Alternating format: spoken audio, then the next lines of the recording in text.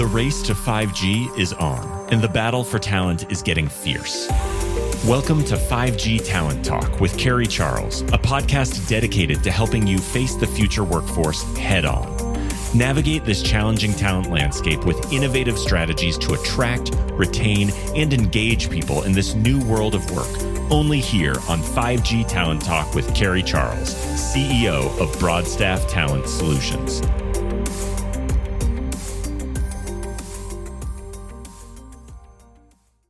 Thanks for joining me today on 5G Talent Talk. I'm Carrie Charles, your host, and I am glad you are here. We have an exciting episode. All of them are exciting, but I think this one is going to be something very special. So I have with me today Jim Tracy.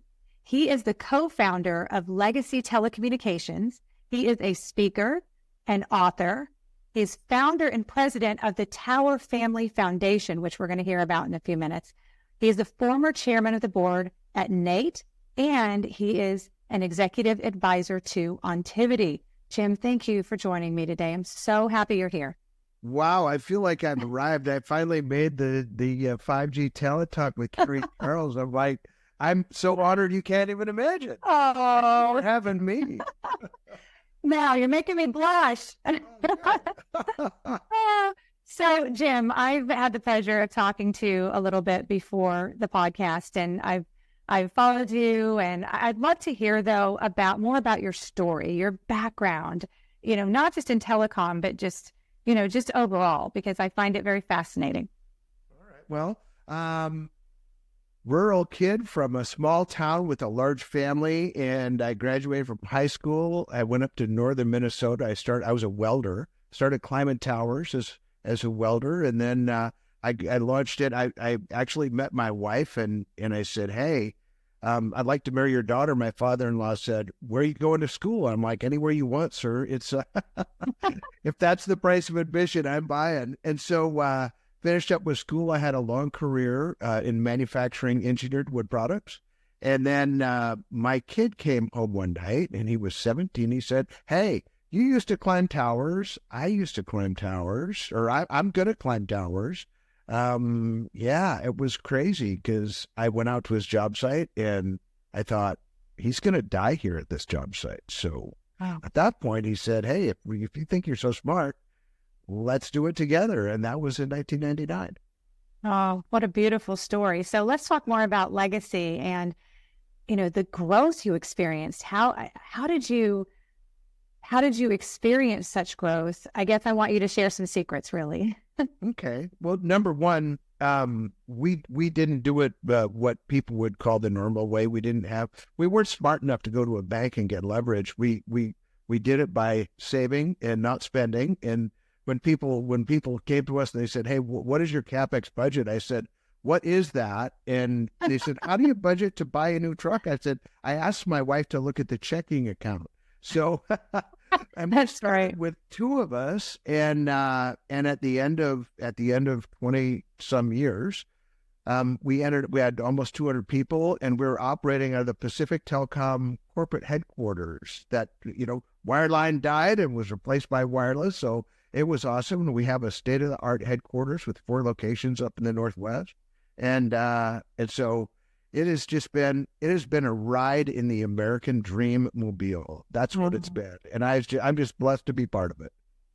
I love the way you said, the good old fashioned way, right? Because I think as, just the technological advances and, it's always like new, best, more efficiency. But, there's still some things that just work the way that they used to work, right? Uh-huh.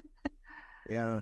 I remember one time when we were sitting down at the kitchen table and we were looking at our growth, and my partner said to me, and my son said to me, he said, hey, we're not growing fast enough. And what do we do? But we were on a path that gave us 15% growth with 15% earnings every year. It was just boring. Keep going. Don't stop. Let it up. And at the end of the day, it has provided, when people ask me what I do, I'm like the guy, I turn people into taxpayers and homeowners, and I did so because of wireless. Wireless has been responsible for all of this. So you have another name. and Grampion. Several. Right. We won't talk about all of them, okay? Keep it PG. Family show. Yes. But the Grampion, how did you get that name? Where did it come from? So I have 5 kids and 14 grandkids, along with my wife, Sarah. And one of my grandsons, Wesley, we were playing a card game out at the lake, and he's like, "You are no longer a champion." And I'm like, "It is beat you. What are you talking about?" He said, "Well, you're no longer grandpa either." And I'm like, "Wait a minute. This is like you're going too far." And he said, "You are now the Grampion." And it stuck. And so my grandkids call me Grampion, and it has just really resonated. And that really led into the way that we talk to people about the different generations and the harmony that we should have rather than the discord. Yes, and that's what you speak about many times, right? Part of your platform is that, the divide between the generations. And I want to talk to you about that a bit because I'm very passionate about this subject as well. Yeah. But, there is this, I think, what is there, like 5 generations in the workforce now? And there's generational conflict and, we have views and perceptions of certain generations. And then you had mentioned to me that there is a culture fix so desperately needed in our companies now. So I'd like for you to, expand on that and talk about what that culture fix is. Well, typically that's a part of my keynotes or my master class or something like that. But I can tell you the biggest single problem, and that's the one that I point out to everybody when I talk. We have different ways of communicating. And so we are called, especially the people in the older set, and especially the people in the younger set, we're called to be generous listeners. And they're like, well, what does that look like? Well, you listen with your ears, and you listen with your eyes, and you listen with your mouth by keeping it shut, and then you don't listen with your phone in your hand. Turn it upside down, turn it off, get rid of this thing, because when I talk to the youth, they're like, well, you guys are worse at it than we are. And they're pretty accurate in that sometimes. So I think that if you look at what we're doing that we need to change, because I love the element that brings change to the table. Don't formulate an answer while someone is still asking a question. Don't solve a problem or come up with a fix when someone's not finished yet. There's a fellow by the name of Mark Vinton. He wrote a book called Process Consulting. And he said, listen actively and comprehensively. Listen conceptually and contextually. Listen architecturally and listen adaptively. And so when you do a deep dive into that, it's really just generous listening. Like, let them get it all out, and then let's work together to make sure that we can come up with an appropriate response that works for both of us. Wow, what you just said is gold. It really, really is. So then with the generations and the listening, right? Are you, what is it that is getting in the way of, let's say, my generation? I guess I would be Gen X. With my generation, really understanding millennials and Gen Z, and not only that, but empowering them and, trusting them and having a positive perception that they are, they're our future leaders. I mean, what is blocking all of that? Because there's an issue right now.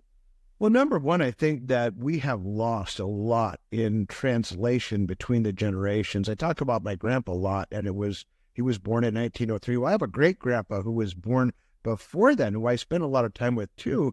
And when I think about the way that they approached their workspace, I mean, my great-grandpa came across Ellis Island and changed his name so he wouldn't be just another Irish slave.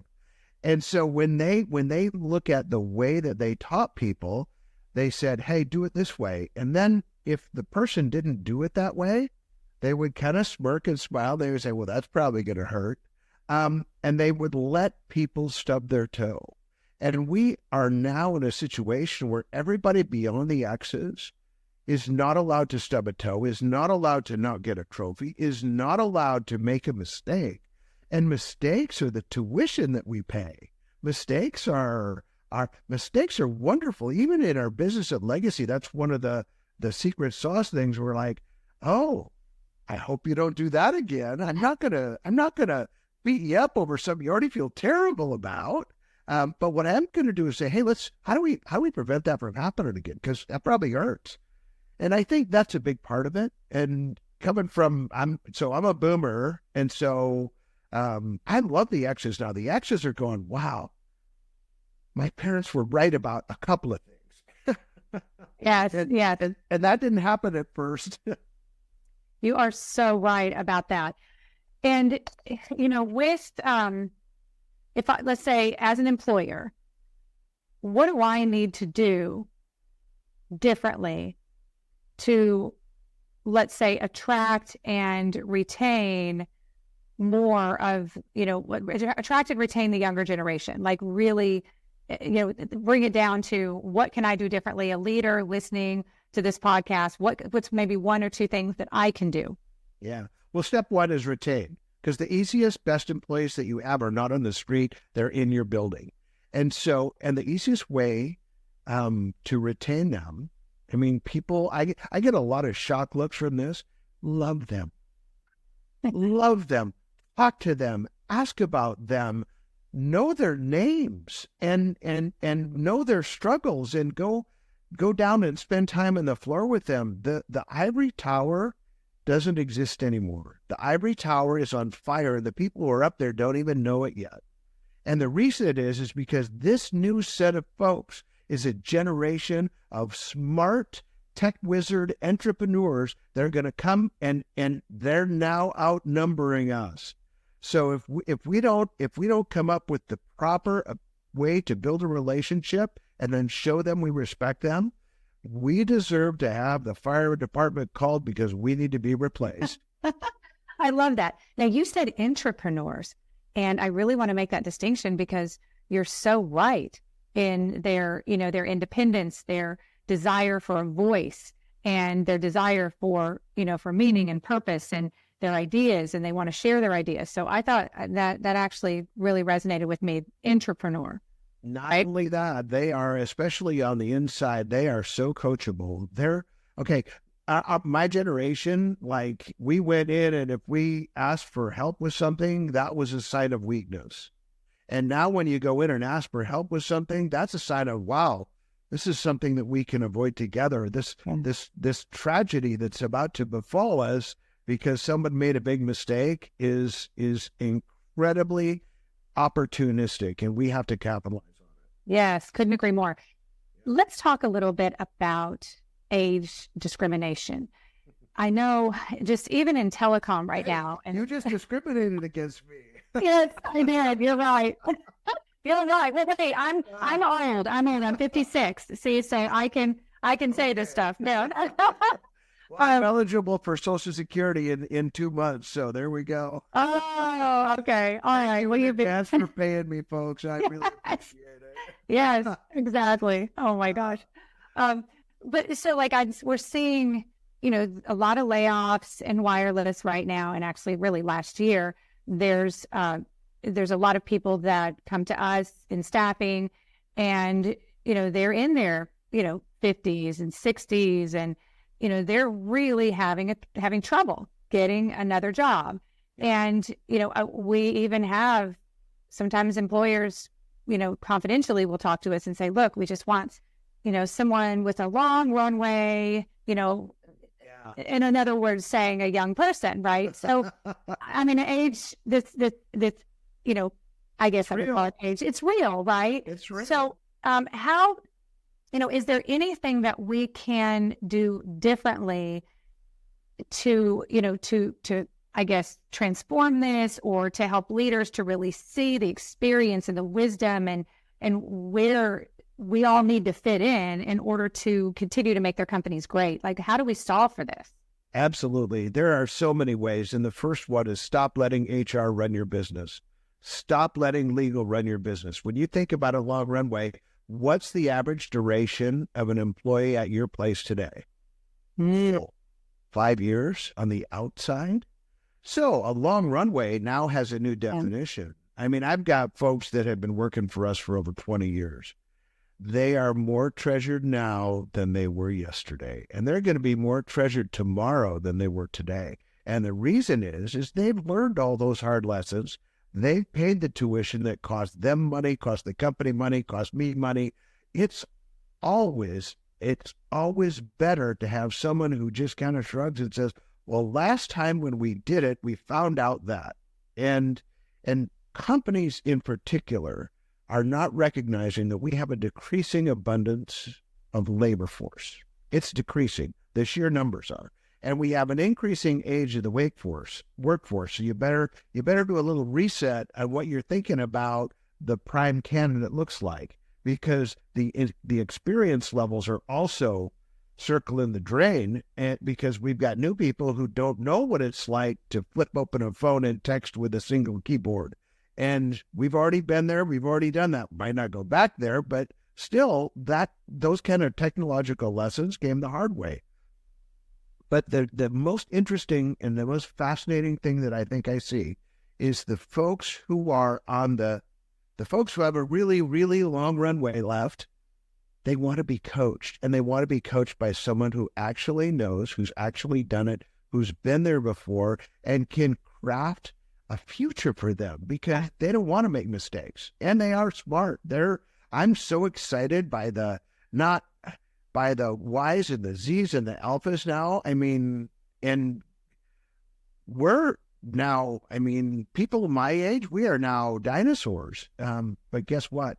They're coming to me. I've got CEOs in their 20s and even 30s who are coming to me and saying, hey, will you come and spend a half an hour a week with me? And they're willing to create value there. And I'm thinking, well, why would you want to talk to me? And they're like, well, we just want to learn the lessons that you learned back in the 70s and the 80s and the 90s and the 2000s and the 10s, et cetera, et cetera, et cetera. So as companies, we have to embrace the idea of the decreasing number and decreasing experience level and increasing age of our workforce, because if we don't, we're going to be bit by it. So let me ask you another question, flip it a bit.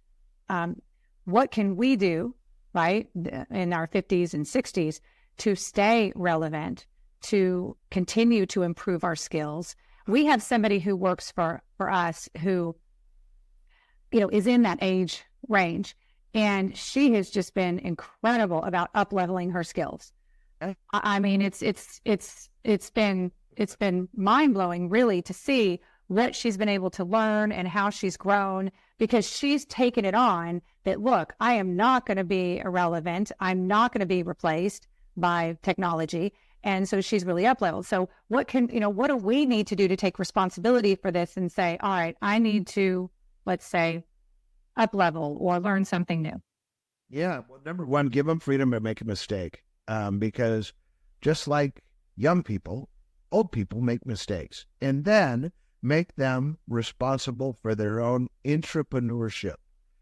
An entrepreneur inside an organization that knows how to hustle is never going to be stopped. So we have to encourage and embrace and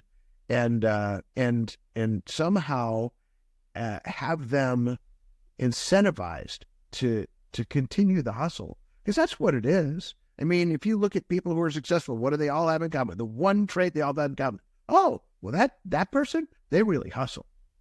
Yep. Oh, I love that. Our word for this year is grit.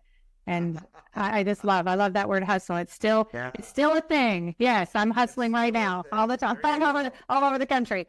Well, I'm following you, and you're in a different city every day, every weekend. Yes. And you're doing a podcast. I mean, a lot of people, I met a guy, and I said, so what do you do? He said, well, I'm a CEO of a major telecom firm. And I'm like, what does your day look like? He said, well, I'm a solid 9 to 5. And I'm like, oh, you won't be around long, because this is a 5 to 9 job, not a 9 to 5 job. Yes. Oh my gosh. Yeah. So true. Oh, so true. I want to hear more about the Tower Family Foundation. And I just think this is such an important organization, and we really need more of the world to know about it. Yeah. Well, we, back in the day, had OSHA kind of say, listen, you need to do something about tower safety. And as Nate, we did a wonderful job of saying, people, times are changing. We all tie it off. Jump on board or get out. Unfortunately, during that time frame, we had a lot of fatalities, and we actually had an employer come to us at Nate and say, "Hey, my lawyer told me I can't do anything to help this family because it would be some sort of an admission of guilt." So we started what I kind of refer to as kind of the first GoFundMe in the tower biz. And we said, hey, you know what? You're right. Follow your lawyer's advice, but we will help. A bunch of tower contractors threw some money in a hat. And we helped that family. And by virtue of a benefactor in California and some more folks who wanted to put their elbow grease into it, we formed a Tower Family Foundation, which cares for the families of afflicted or seriously injured or deceased tower workers. And we do so in 7 days. And now we've put together a scholarship. We have both a merit scholarship and a need scholarship, which, well, you get the scoop because it's going to be press release like next week or even this morning. I don't know. And anyway, if you look at the earmark behind me, it's like, this is the best thing that I've ever done in my career because we're proving we'll take care of our workforce. We're proving it by what we do. Yes. All volunteer. It's awesome. Wow. What is the website for those who want to learn more about the Tower Family Foundation? That's it. towerfamilyfoundation.org. Done. Okay, good. Yes, please go contribute, make a difference, get involved. Yeah. Fantastic mission. So, Jim, tell me about your book. Okay. Well, I have some exciting news. There's 2 of them. The first one, the second one we're in final contract negotiations, but the first one is called Building Men. And it's just a look back at the stories of the men who actually influenced me by spending time with me that they didn't have to. And it's called Building Men. It's being published by Madison James out of New York. We're in editing right now. It's a terribly painful process. It takes forever. And the second one is I got to give a tip at cap to, the title came from Eric Chase of Ontivity. It's called Management by Cliche. And it's these little glimpse life lessons about how we build, what we built, and their long-standing truths that have been forgotten. And sometimes they're my staff calls them Jimisms. They're called legacyisms. They're called chaseisms. So, and that's been accepted pretty much for publishing. And then they want to produce a master class to follow up on that because those lessons are so poignant. And you have a podcast too. What is the name of that podcast? The Grampion. Go find it on YouTube. Hey, subscribe. When do you get a chance? Subscribe on YouTube. We have a lot of fun. It's Grandpa Chats with Champions. And why don't you come on it? We're going to put you on that because you are any measure a champion. Well, thank you. What would we call me as a grandma champion? Or what would that look like? Grampion. I thank you. I'm honored. I would definitely love to come on your podcast. You could be a Grampion too. Okay, you can. That's great. So Jim, how can you be reached for speaking? How many do you do speaking engagements throughout the country? Do you go what type of speaking engagements do you typically do? I do keynotes, I do classes. I've got it's really weird. I got an advertising company that just called me and they said, "Hey, why don't you put together content for 5 1-hour masterclass sessions for us?" I'm like, I'm a knuckle dragging tower guy. And they're like, "No, we want you. We've seen you on stage."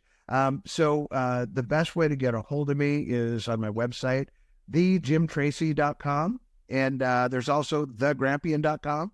So we'd love to be able to reach out and do keynotes. I love the stage. I never met a microphone I didn't like. But mostly I like to make event producers thrilled that they hired me because I brought something of value to their people. So I have to go back a little bit because I want to hear one of your Jim-isms, just something that's dear to your heart that you could leave the audience with. All right.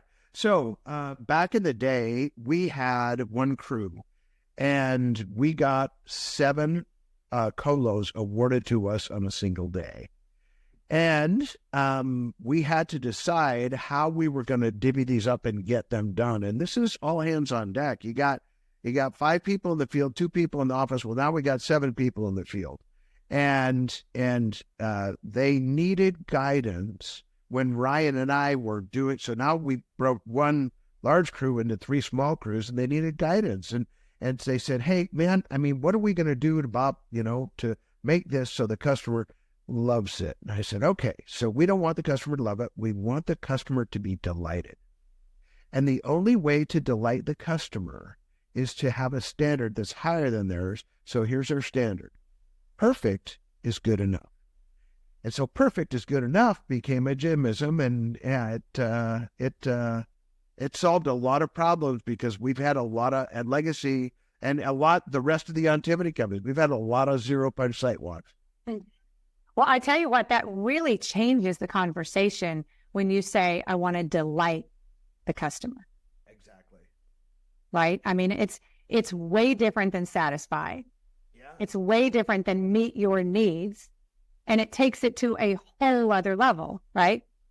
And it bridges the gap of time, because that person who you just built a delightful site for is going to change hats. Yeah. And the hat's going to be a different color for a different carrier or a different outfit. And he's going to come back and he's going to say, who is it that's going to save my job next week? Oh, I remember those guys. And he doesn't remember Jim. He remembers the crew that made him or her delighted. Yes, absolutely. Jim, thank you for coming on the show. This has been delightful, truly. And I really appreciate it. I'm super excited that we connected. All right. Thank you so much. And I appreciate, again, being on 5G Talent Talk. Folks, I have now arrived. That is great. Well, I'm excited. Yeah, I'm excited to be on your podcast, too, the Grampion. We'll set it up. Yes, take care. Thank you.